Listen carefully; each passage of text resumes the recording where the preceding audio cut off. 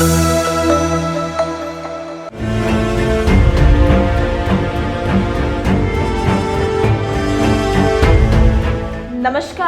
मैं अनुष्का। केंद्रीय विद्यालयों में एडमिशन के लिए सांसदों को मिलने वाला 10 सीटों का कोटा अब खत्म हो गया है। यह कोटा अब जिला अधिकारी यानी डीएम को दे दिया गया है।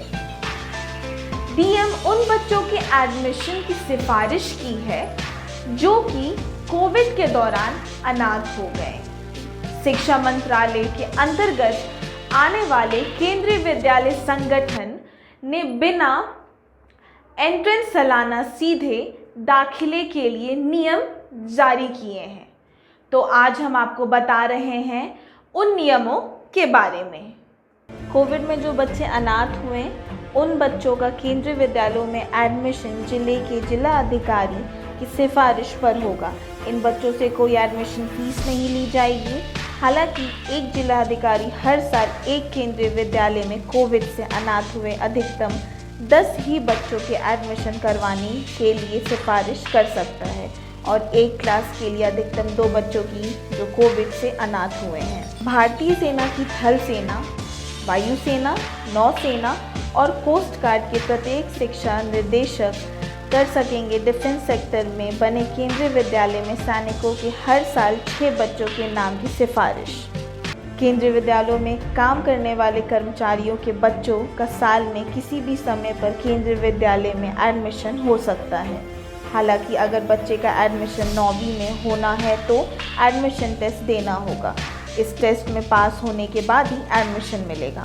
इसके अलावा केंद्रीय विद्यालय संगठन के मुताबिक जिन केंद्रीय कर्मचारियों की नौकरी के दौरान ही मौत हो गई थी उनके बच्चों का भी केंद्रीय विद्यालय में सीधा एडमिशन हो पाएगा। भारतीय सैनिक जिन्हें परमवीर चक्र मिला, महावीर चक्र, वीर चक्र, अशोक चक्र, कीर्ति चक्र, शौर्य चक्र, सेना मेडल, नौसेना मेडल या वायुसेना मेडल में से कोई एक पुरस्कार मिला हो उनका केंद्रीय विद्यालय में सीधा एडमिशन होगा। जिन पुलिसकर्मियों को राष्ट्रपति पुलिस मेडल या पुलिस मेडल मिला होगा उन बच्चों को भी केंद्रीय विद्यालयों में सीधा एडमिशन मिलेगा।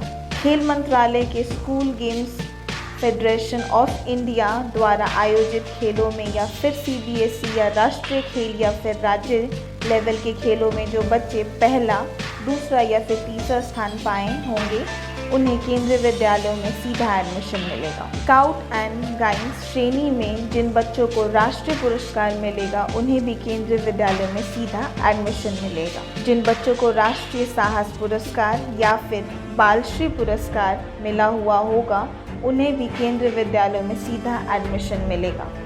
जिन बच्चों की आर्ट के क्षेत्र में विशेष प्रतिभा को राष्ट्रीय या राज्य के लेवल पर मान्यता मिली हुई होगी उन्हें भी सीधा एडमिशन केंद्रीय विद्यालयों में मिल जाएगा।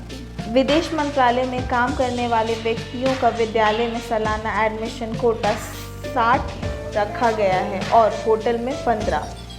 विदेश मंत्रालय में काम करने वाले व्यक्तियों का विद्यालय में सालाना एडमिशन कोटा 60 रखा गया है और हॉस्टल में 15।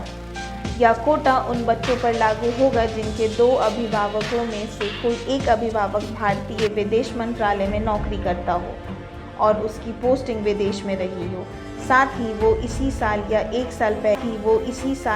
साल पहले देश वापस लौटा हो। केंद्रीय विद्यालयों में खुफिया एजेंसी रॉ में काम करने वाले का एडमिशन कोटा 15 रखा गया है, यानी रॉ में काम करने वाले कुल कर्मियों में 15 बच्चों को ही हर साल केंद्रीय विद्यालय में सीधा एडमिशन मिल पाएगा। वहीं दिल्ली स्थित केंद्रीय विद्यालयों में रॉ का कुल कोटा 5 सीट का ही है, बाकी की 10 सीट दिल्ली के बाहर किसी भी केंद्रीय विद्यालय की हो सकती है। निर्वासित कश्मीरी पंडितों के बच्चों को केंद्रीय विद्यालय में संगठन ने अतिरिक्त सुविधा दी है। इन बच्चों के लिए एडमिशन की तारीख 30 दिन बढ़ाई जा सकती है और इन्हें एंट्रेंस एग्ज़ाम में SC/ST वर्ग को मिलने वाली छूट प्राप्त होगी। केंद्रीय पुलिस बल यानी CRPF, BSF, ITBP, SSB, CISF, NDRF और असम राइफल्स में भी या किसी ग्रुप में काम करने वाले कर्मियों के बच्चों के लिए सालाना कोटा 50 रखा गया है।